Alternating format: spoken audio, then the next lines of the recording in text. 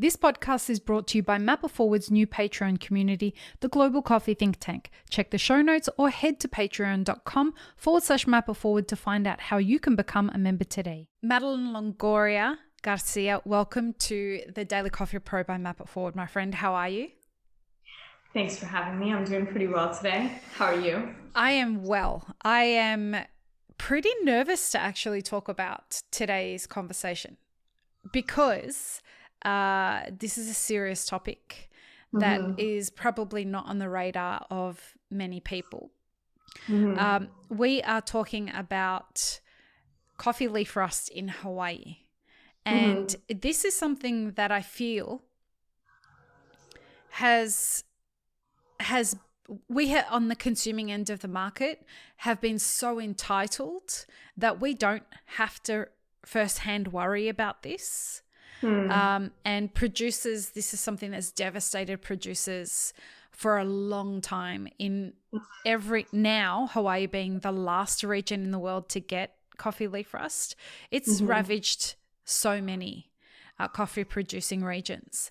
And in preparation for this conversation, I asked other coffee professionals, namely baristas, what they knew about coffee leaf rust.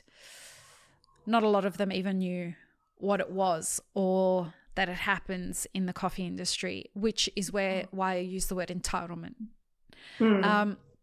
So over the next 5 episodes, we're going to talk about what coffee leaf rust is, and we're going to talk about how it's ravaging the Hawaiian coffee producers and the consuming end of the market. To get started, remind people who you are and what you do and what PCR does. Sure. Yes. So I'm Madeleine, and I have worked in the coffee industry for over 12 years now in many different roles and in many different places. I've had the opportunity to really touch coffee in so many different ways. And now I'm currently the co-owner of Pacific Coffee Research, located here on Hawaii Island. And we are a coffee education center and roastery and lab, basically. So we provide services for the local coffee producers as well that range from quality analysis and feedback and all that stuff to roasting their coffee for them when they have their own retail lines. And an education center. Yes, and the education center. So all sorts of classes and workshops with the goal of building a new generation of maybe like better informed and better equipped coffee professionals and consumers. We get a lot of consumers here too, truly, people who are just visiting Hawaii and want to learn something about Hawaii coffee. So, yeah. So let's start the conversation with what coffee leaf rust is. And then we'll kind of move through how it's affecting coffee producers around the world, not around the world, in Hawaii. And we'll talk a little bit about how it's affected other regions around the world. We'll talk about the flow-on effects to the consuming end. And then we'll talk about what is being done to address it and what isn't being done that should be done to address it. So in this episode, let's talk about what coffee leaf rust is. Awesome. Yeah. So I do want to say, I was definitely one of those baristas who did not know what coffee leaf rust. The most I knew was that it was some sort of disease, and that's all I understood. And it really wasn't until coffee leaf rust was becoming part of the conversations in the circles of people I know here in Hawaii and in other parts of the world that I started to really understand what it was. So coffee leaf rust is a fungus. It's a fungus that attacks the leaves of the tree. And I think this is something that, this is a really important part of the whole puzzle here, because it's not attacking the soil, it's not attacking the root system or anything like that. It's attacking the leaves of the tree. And this fungus basically colonizes the leaves, it creates spores, and it just proliferates on leaves. And because it's a spore, airborne, those things travel so easily, and they can travel very far very easily just with the right conditions. If it's windy enough, if you have people touching the spores and moving around a farm or to many other farms. So they colonize the leaves, and the reason why it's called coffee leaf rust is because the spores are this rusty orange color. And it really does look like rust if you were to touch like rust on a metal table or something. So when it colonizes the leaves, the plant then through those leaves lack the ability to photosynthesize. And so if your plant then can't photosynthesize, then your plant can't gain the nutrients that it needs to then continue growing to produce flowers, which then is where we get the fruit. And so it has all of these just other like domino effects for the coffee plant itself. And so what happens is that because it is so easily moved around through spores, through the air, through contact with people or animals, and all it takes is a couple of spores, then finding another coffee plant to latch onto and colonize those leaves. And it spreads really quickly. And it is something that can just like devastate an entire farm or an entire region because of how quickly it can move. And but basically at its core, it is a fungus. That's what it is. And that's what it does. And it has a direct relationship with coffee. So coffee leaf rust does not affect other plants. It is solely a relationship with the coffee plant. I didn't know that. Yeah. So there's actually here in Hawaii, there's like another pest that's kind of exploded in the last year that's affecting avocado trees. And I had people asking me, like, can coffee leaf rust affect avocado? Because they were just noticing that the leaves kind of started dying back in a similar way, but it doesn't have that rust and the spores on there. And so people were asking me if it was the same thing, and it's a totally different issue. It's like a pest. It's not a disease. And so it doesn't, and I just had to reassure people, like, no, this is only coffee and this fungus. It will not, it can't survive on other plants. It needs its host coffee plant to survive.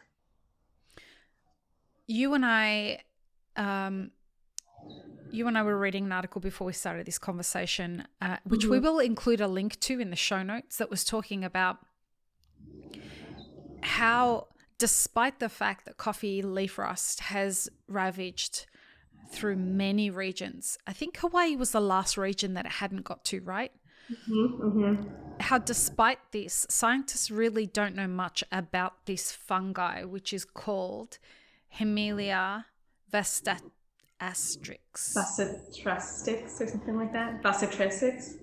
Yeah. I completely butchered that, and I apologize for that, but still very little is known about this fungi, and because there's so very little that's known about it, they can't create really effective fungicides against it.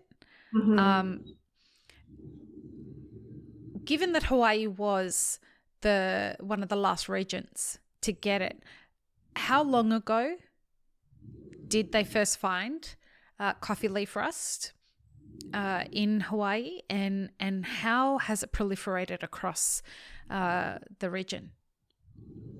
So they first found it, I want to say late September, early October of 2020. And the terminology that was floating around at the time was like, oh, this is Hawaii coffee's own little like COVID disaster to deal with. Because like 6 months into the pandemic, and we were like, oh great, now we got this other fun thing going on with our plants now.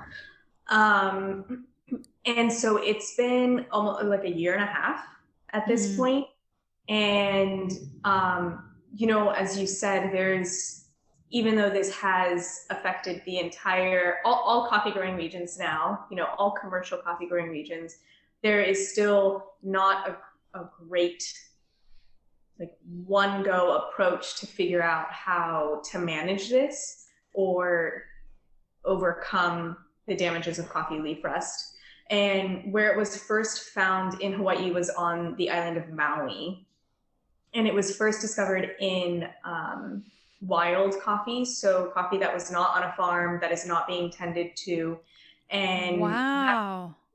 That's really like a huge issue with wild coffee, is that nobody's taking care of it. Nobody's paying attention to it. So by the time it was actually found, this area where this wild coffee was, they were basically just sticks in the dirt at that point. So it had already affected this area really intensely. And by that time, it was already on coffee farms on Maui as well. And so I think what actually rang the alarm was that a farm also found it on their property. A coffee producer found it on their property. And then they found this just like area of wild coffee that had sprung up. And the area that it was growing in is a heavily like tourist tracked area too in Hawaii. And so, I mean, we don't really know where this could come from, but there's all of this, you know, all of this conversation and thoughts about, well, a lot of tourists are coming here. Tourists who are interested in places like Hawaii may have also been interested in places like Puerto Rico or Costa Rica. Tourists who are interested in coffee Colombia. And may have been going to coffee farms and all of these things. I mean, but at the same time, it could have just come in on, I don't remember how many years ago, but Walmart was selling coffee seedlings or coffee plants, and that is supposed to be regulated in Hawaii, but somehow the local Walmarts, you could buy little coffee plants. And they, like, once it got out to the right people, they removed all of those. But I'm kind of just like, well, there you go. There's like an issue right there with like importing plant material. So once it was found on Maui, there was a huge effort to start surveying all over the islands as well and really start trying to see where it was and where it wasn't. And it's now on every island. It's basically in every coffee producing region of Hawaii. And it is something that they think on Maui probably went on undetected for a while because they were experiencing a drought for about 2 years.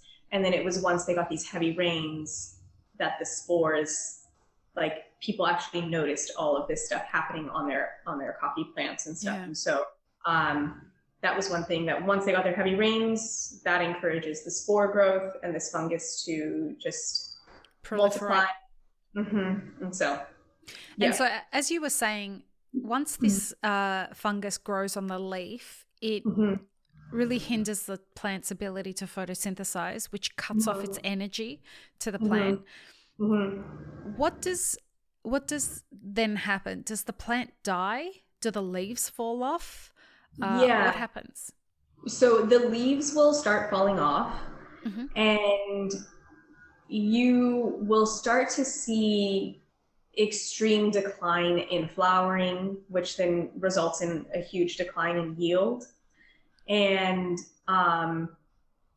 technically what they say, like, the plant doesn't really die, but it really does just look like a stick in the dirt. Oh, wow. To be honest with you, because once it really starts to take over the entire plant, if it's not addressed, I mean, it'll just, every leaf will fall, and then eventually this tree doesn't have any way to produce anything.